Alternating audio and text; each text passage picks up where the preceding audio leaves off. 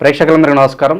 ప్రస్తుతం మన స్టూడియోలో ప్రముఖ తంత్ర జ్యోతిష్యులు, జ్యోతిషరత్న, జ్యోతిష సామ్రాట్ చింతా రుక్మాన్ గదరావు గారు మనతో ఉన్నారు. గురువుగారితో మాట్లాడేద్దాం. నమస్కారం గురుగారు.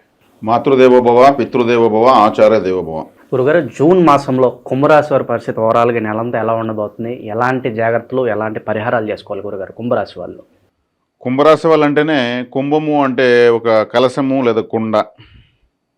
మరి ఈ ఆలయానికి ఎక్కడైనా కుంభాభిషేకం చేస్తారు, అదే ప్రధానమైనటువంటి వేడుక, ఆలయ కుంభాభిషేకము. అదేవిధంగా ఏనుగు కుంభస్థలము, ఇవన్నీ కుంభరాశి వాళ్లకు కనెక్టివిటీ ప్రదేశాలు. ఏనుగు కుంభస్థలము, ఆలయ కుంభాభిషేకము, అదేవిధంగా ఒక కుంభము. పూర్వకాలంలో కుండలు ఎక్కువ, మట్టి పాత్రలు. కుండ అంటేనే కుంభము, అంటే అంతటిని ఒక చోట చేర్చేదని అర్థం.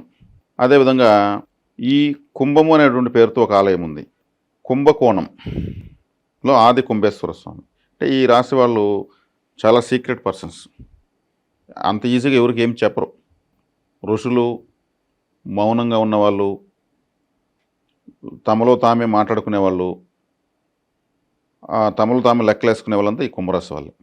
అంత అవుట్ కాదు, ఎనర్జీ అవుట్ కాదు, కానీ ఎనర్జీ బ్రహ్మాండంగా ఉంటుంది. వీళ్ళకి వచ్చిన సమస్య ఏమంటే ఇంట్లో చెప్పకుండా చేస్తారు. వివాహం అయిన తర్వాత కావచ్చు, కాకముందు కూడా కావచ్చు. దానివల్ల సమస్యలు వస్తాయి, నష్టాలు అయితే ఖచ్చితంగా వస్తాయి. వీళ్ళని ఏమర్చే వాళ్ళు కూడా ఉంటారు, వాళ్ళ దగ్గర ఏమరిపోతారు. దాన్ని కూడా ఎవరికి చెప్పరు. లాభాలు వచ్చినా చెప్పరు, నష్టాలు వచ్చినా చెప్పరు. కానీ ఎంతున్నా ఇంట్లో తెలిసిపోతుంది. వాళ్ళు ఎంత గట్టిగా ఉన్నా కూడా పెద్దగా చెప్పరు. అది వీళ్ళకు మైనస్ అని చెప్పచ్చు. శక్తిని అంతా లోపల పెట్టుకోవడం గొప్ప లక్షణం. అది ఇంకా ఇతరుల వల్ల కాదు. అది ఏదైనా ఒక సంతోషాన్ని ఉన్నదానికన్నా రెట్టింపుగా అందరూ పంచుకుంటారు అందరి దగ్గర. వీళ్ళు అంత పంచుకోరు. ఓకే, వచ్చింది సంతోషమే, అంతే. ఓకే, దానికి సెలబ్రేట్ చేసేసినంత ఎగిరి గంతేసినంత చేయరు వీళ్ళు. టూ మచ్ ఎగ్జైట్ అవ్వరు, చేయరు. తర్వాత వీళ్ళు ఎవరికి చెప్పకుండా ఏదో సంపాదించాలని, ఎంతో దాచిపెట్టాలని ఎన్నో ప్రయత్నాలు చేస్తుంటారు రహస్యంగానే. మనం దాచిపెట్టిన మన సంపాదించి ఒకరికి ఏం చెప్పేది, ఒకరికి చెప్పి మనం ఏం చేసేది? మనకు అవసరం మనం చేసుకుంటున్నాము. నష్టమైన మంది, లాభమైన మంది, ఒకరికి ఏం చెప్పేది?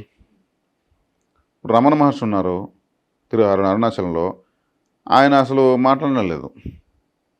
ఎప్పుడో ఒకప్పుడు నీ గురించి నువ్వు తెలుసుకో, నిన్ను నువ్వు తెలుసుకో, నేను అనేదానికి అర్థం తెలుసుకో అని చెప్పి ఆయన మహర్షి చెప్పాడు. అని మాట్లాడాల్సిన అవసరం లేదు అనే దాంతో మాట్లాడకనే మనం గొప్ప స్థాయికి వెళ్ళొచ్చినట్టు నిరూపించుకున్నటువంటి రాశి కుంభరాశి. ఇక్కడ ఏ రాశి మనం తక్కువ చేయలేము, చేయకూడదు కూడా. కానీ అక్కడ కొన్ని గొప్ప లక్షణాలు ఉంటాయి, అవే ఇప్పుడు పరిస్థితులకు మైనస్ అవుతాయి. దాన్ని వీళ్ళు సరిదిద్దుకుంటే చాలు. ఈ ఆది కుంభేశ్వర స్వామి ఆలయ దర్శనం చేసుకుంటే కుంభరాశి యాక్టివేట్ అయిపోతుంది. అది ఏలినాటి శని ఉండి, గురుబలం లేకపోని, ఇంకేమన్నా కానీ ఆది కుంభేశ్వర స్వామి ఆలయానికి వెళ్ళొస్తే కుంభరాశి యాక్టివేట్ అవుతుంది. ఏనుగు కుంభస్థలం పైన ఊరేగుతున్న దేవతా ఉత్సవాన్ని పోయి పాల్గొంటే వీళ్ళు ఈ రాశి వాళ్ళు యాక్టివేట్ అయిపోతారు. అదేవిధంగా ఆలయ కుంభాభిషేకాలు జరుగుతుంటాయి. ఎక్కడ ఏ ఆలయానికైనా సరే ఆ ఫంక్షన్లో వీళ్ళు పాల్గొని ఆ కలశంలో నీళ్లు చల్లుతారు. చల్లించుకుంటే వీళ్ళు యాక్టివేట్ అయిపోతారు. వర్షం పడేటప్పుడు కుండలు, కుంభము కదా, పెట్టి ఆ నీళ్ళు సేవ్ అవుతాయి. దాన్ని పెట్టుకుని వీళ్ళు తాగుతుంటే యాక్టివేట్ అయిపోతారు. ఈజీ పరిహారం. దశలు, భుక్తులు దేంతో సంబంధం లేదు. వీళ్ళ రాశి యాక్టివేట్ కావాలి, వీళ్ళు యాక్టివేట్ కావాలి. ఓకే. ఏనుగు కుంభస్థలం పైన ఉన్నటువంటి ఊరేగింపులు కేరళలో జరుగుతాయి. ఆలయ కుంభాభిషేకం అన్ని చోట్ల జరుగుతాయి. అందాక వెళ్ళాం కాబట్టి వీళ్ళు విఘ్నేశ్వరుని ఎక్కువగా ఆరాధించవచ్చు. పెద్ద ఏనుగు ఫోటో ఒకటి క్యాలెండర్ హాల్లో తగిలించుకోవచ్చు. ఆలయ కుంభాభిషేకాలు ఎక్కడ తెలిస్తే ఆటోమేటిక్గా వెళ్ళిపోవచ్చు. ఓకే. ఇప్పుడు ప్రస్తుతం వీళ్ళకు ఈ నెల, ఈ జూన్ మాసంలో, ఈ సంవత్సరం 2025లో శని భగవానుడు వీళ్ళకు రాశ్యాధిపతి ద్వితీయంలో ఉన్నాడు. వీళ్ళకు ద్వితీయాధిపతి పంచమంలో ఉన్నాడు. అదేవిధంగా రాహుకేతు, రాహు జన్మంలోకి వచ్చాడు, కేతు సప్తమంలోకి వచ్చాడు. ఈ గ్రహ సంచారీత్యా చూస్తే జన్మంలోకి రాహుకి ఇష్టమైన స్థానం కుంభరాశి. కుంభం రాహుకి మూల త్రికోణం అంటారు. అంటే మిథున, తులా, కుంభాలు ఒకదానికి ఒకటి 5వ స్థానంలో ఉంటాయి. మిథున రాశిలో 6వ రాశి 4 పాదాలు రాహు ఉంటాయి. తులారాశిలో స్వాతి నక్షత్రం 4 పాదాలు రాహుదే ఉంటాయి. కుంభరాశిలో 4 పాదాలు శతభిషం, 4 పాదాలు ఇక్కడ ఉంటాయి. ఈ కుంభరాశిలోకి వచ్చేయడానికి ఈ మూల త్రికోణం రాశి అంటారండి. ఆయన హ్యాపీగా ఉంటాడు. జన్మలోకి రాహు వచ్చేసిన బెంబేలో తెలుసుపనిలేదు. రాహు మల్టీఫుల్ క్యారెక్టరిస్ట్. ఆయనకు ఉన్న శక్తియుక్తులు ఎవరికి లేవు. ఆయన జన్మలోకి వచ్చినట్టు వీళ్ళకి చాలా తెలివితేటలు వస్తాయి. ఇప్పుడు ఇన్ని రోజులు ఏలినాటి శని వాళ్ళు చాలా ఇబ్బంది పడ్డారు. శని భగవానుడు జన్మలో ఉండి అంతా ఇంత కాదు, వీళ్ళ ఇబ్బంది మనం వర్ణాతీతం. అందులో వీళ్ళు మౌనంగా ఎక్కువ ఉండగలరు కాబట్టి ఎవరికి చెప్పుకోకుండా ఎంతనా భరించేస్తారు వీళ్ళు, స్వీకరిస్తారు. పరమేశ్వరుడు గరళ కంఠంలో ఎలా అయితే పెట్టుకుని మౌనంగా ప్రశాంతంగా ఉంటాడో అలా ఉంటారు వీళ్ళు. ఏదైనా కానీ కష్టం రాని నువ్వు సుఖం రాని అని సరసమానంగా చూసేస్తారు. ఓకే. ఆ బాధల నుంచి ఇప్పుడు రిలాక్స్ పొందొచ్చు వీళ్ళు. ఎందుకంటే జన్మలోకి ఆయన వచ్చాడు ఈ బాధలతో అనుభవంతో. రాహు అంటే తల మాత్రమే, ఆయనకి ఇంటెలిజెన్స్ ఎక్కువ. రాహువును మించిన ఇంటెలిజెంట్ ఈ సమస్త సృష్టిలో లేరు. సాక్షాత్ మహావిష్ణువుని ఏమార్చాడు ఆయన. మహావిష్ణువుని ఏమార్చాలంటే అంత అయ్యే పని కాదు. ఆయన ఏమార్చి అమృతం తాగేశాడు. మహావిష్ణువే లెక్కలేదు ఆయనకి. ఆయన ఇంటెలిజెన్స్ ముందు మహావిష్ణువే ఫుల్ అయిపోయాడు. అంత గొప్ప యుక్తి ఉంటుంది ఆయనకి. ఇప్పుడు వీళ్ళ యొక్క తెలివితేటలు బాగానే పనిచేస్తాయి. వీళ్ళు కొంచెం బుర్ర తట్టి నిజం మన వీడియో చూసి కొంచెం బుర్ర తట్టారు అనుకోండి, నిజమే కదా అనేసి వీళ్ళు అంటే సరైన నిర్ణయాలు తీసుకోగలుగుతారు. షార్ట్ కట్ మెథడ్స్, సరైన షార్ట్ కట్ దగ్గర దారులు. ఓకే. ఇలా చుట్టుకుని వచ్చేదాని కన్నా షార్ట్ కట్లో పిల్ల దారులు ఎత్తుకుని పోయి అడ్డంగా కూడా వెళ్ళిపోతాడు. అవన్నీ రాహువే. రాహు అంతా షార్ట్ కట్ మెథడ్స్, అడ్డదారులు ఇవన్నీ చూపిస్తాడు. ఈ రాహువు లగ్నంలో రావడం వీళ్ళకి శుభమే. ఎక్కువగా తినడానికి ఇష్టపడతారు. తలంటే ఎక్కువ ఆలోచించడానికి, ఎక్కువ షార్ట్ కట్ మెథడ్స్, లాజిక్స్ కనిపెడతారు, టెక్నిక్స్ కోసం ఆలోచిస్తారు. వీటిలోనే ప్రపంచం ఉంది ఇప్పుడు. లైఫ్ అంటే ఒక లాజిక్ అని తెలుసుకుంటారు. ఇప్పుడు లాజిక్ తెలియకపోతే మనకు గురువు లాభంలో ఉండి ఇంకొక అద్భుతమైన స్థానంలో ఉంటే కూడా ప్రయోజనం లేదు. లాజిక్ తెలియని వాడికి ఏం చేస్తాడు? లాజిక్ తెలిసినవాడు గురువు బలం లేకపోయినా శని బలం లేకపోయినా ఇతనికి లాజిక్ తెలుసు, అధిగమిస్తాడు. ఈ లాజిక్ లేకపోతే వేరే వాళ్ళ మ్యాజిక్ బలైపోతాడు. లాజికల్ గ్రహము లగ్నంలోకి వచ్చింది, తనకి ఇష్టమైన స్థానం అది. బ్రహ్మాండంగా వీళ్ళు లాజికల్గా పోతారు. వీళ్ళకి ఇది అర్థమవుతుంది నిజమే కదనేసి. అయినా వీళ్ళు మన వీడియో వింటే కూడా ఇవన్నీ ఒప్పుకున్నాక ఇంకోరు చెప్పరు. టాకాను కూడా ఒకరిని అభినందించారు వీళ్ళు. ఇక మనీ ఫ్లో ఎలా ఉంటుంది? మనీ ఫ్లో బాగానే ఉంటుంది. ద్వితీయంలో రాశాధిపతి ద్వితీయంలో ఉంటే డబ్బు రాకుండా ఉంటుందా? ద్వితీయాధిపతి 5లో ఉంటాడు, డబ్బు వస్తుంది. డబ్బులకు ఇబ్బంది లేదు. ఎలాంటి వ్యాపారాల్లో వీళ్ళు ఇన్వెస్ట్మెంట్స్ పెడితే బాగుంటుంది అంటారు? ఎలాంటి వ్యాపారాలు అంటే ఫుడ్ రిలేటెడ్ బాగుంటుంది. ఫుడ్ రాహు లగ్నంలోకి వచ్చాడు కాబట్టి అతను ఫుడ్ అంటే చాలా ఇష్టం. ప్రపంచంలో ఫుడ్ రిలేటెడ్ బిజినెస్ మొత్తము చంద్ర రాహువులు. రైస్ అంటే చంద్రుడే, వాటర్ అంటే చంద్రుడే. ఈ ఫుడ్ని ఎక్కువ ఇష్టపడేవాడు రాహు. ముఖ్యంగా మసాలా బిర్యానీలు, మసాలా ఫుడ్, ఈ జంక్ ఫుడ్ అంతా రాహుదే. చంద్ర గురువులు కలిస్తే వెజిటేరియన్ హోటల్ అండి. చంద్ర రాహువులు ప్రభావం ఉంటే non veg hotel. Okay. Masala, fried రైస్లు ఇవంతా కూడా రాహు ప్రభావం వచ్చేస్తుంది. కాబట్టి మెడికల్ రిలేటెడ్ వ్యాపారాలు పనికొస్తాయి.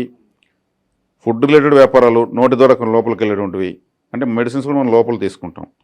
అదేవిధంగా రైస్ బిజినెస్, బోర్వెల్స్ ఎందుకంటున్నాను? బోర్వెల్ ఫుడ్కి సంబంధం ఉంది. బోర్వెల్స్ వేస్తేనే పంటలు పండుతాయి. శని రాశ్యాధిపతి ద్వితీయంలో జలరాశిలో ఉన్నాడు. ఆ స్థానాధిపతి మిథునంలో ఉన్నాడు. మిథున రాశ్యాధిపతి బుధుడు పచ్చదనానికి కారకుడు. పంటలు పండాలి కదా.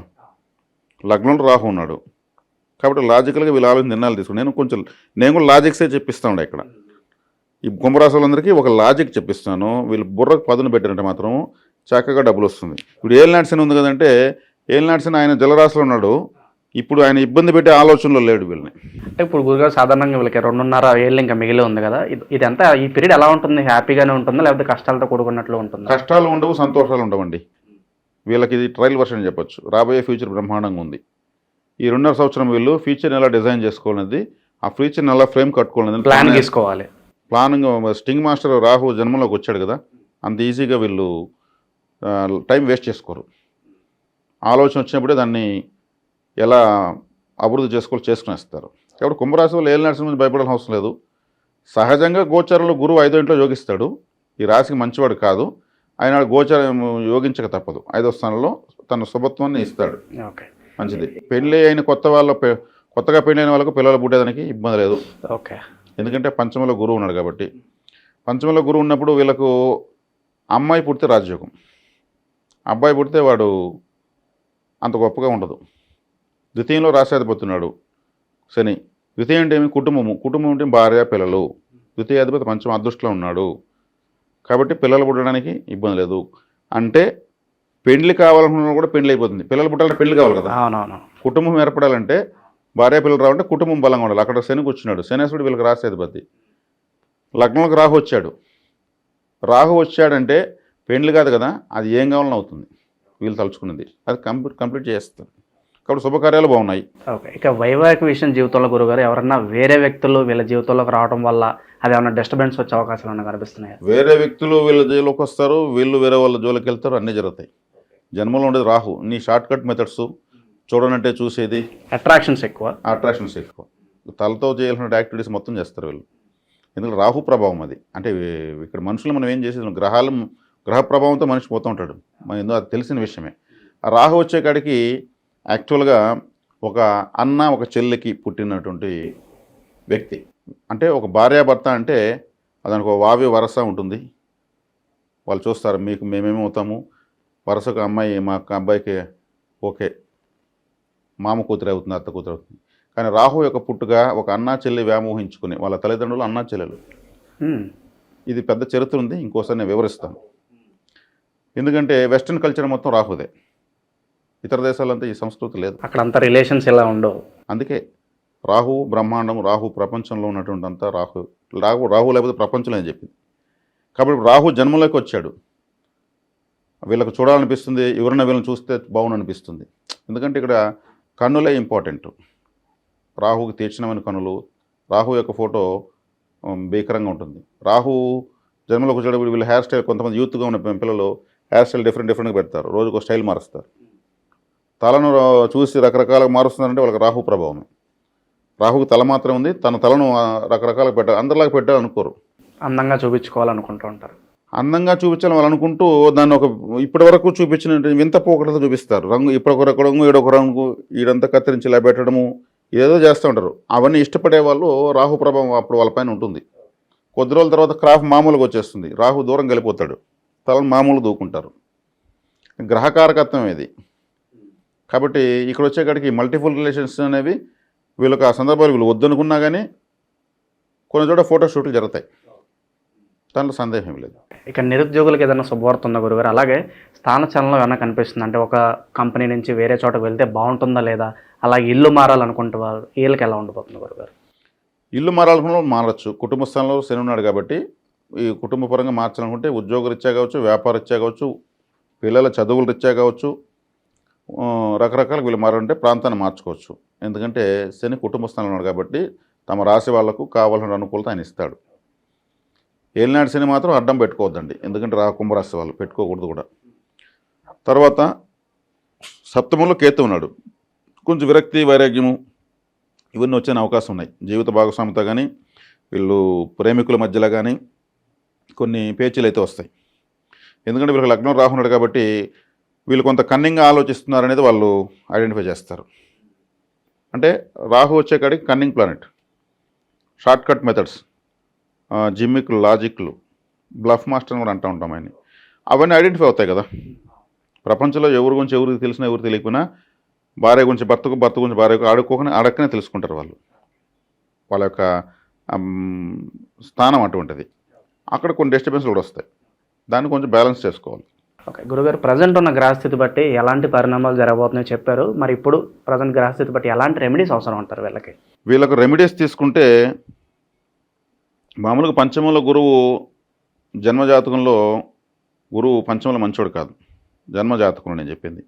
గోచారంలో నీరుంటాడు వెళ్ళిపోతాడు, జన్మజాతకంలో పుట్టే లైఫ్ టైం పనిచేస్తుంది. ఓకే, అదే ఎందుకంటే కారకో భావనాశాయ అన్నారు. కారకో భావనాశాయ అంటే 5వ స్థానం సంతాన స్థానం, సంతాన స్థానంలో సంతాన కారకుడు ఉండకూడదు. అలా ఉంటే ఆ భావం నాశనం అయిపోతుంది. అందుకే నేను చెప్పింది వీళ్ళకు అమ్మాయి పుడితే యోగము, అబ్బాయి పుడితే అంత యోగవంతుడు కాడు అని చెప్పింది. కాబట్టి ఇక్కడ చక్కగా వీళ్ళు ప్రాచీన శివాలయానికి వెళ్ళడం చాలా మంచిది. ప్రాచీన శివాలయానికి ఎందుకు?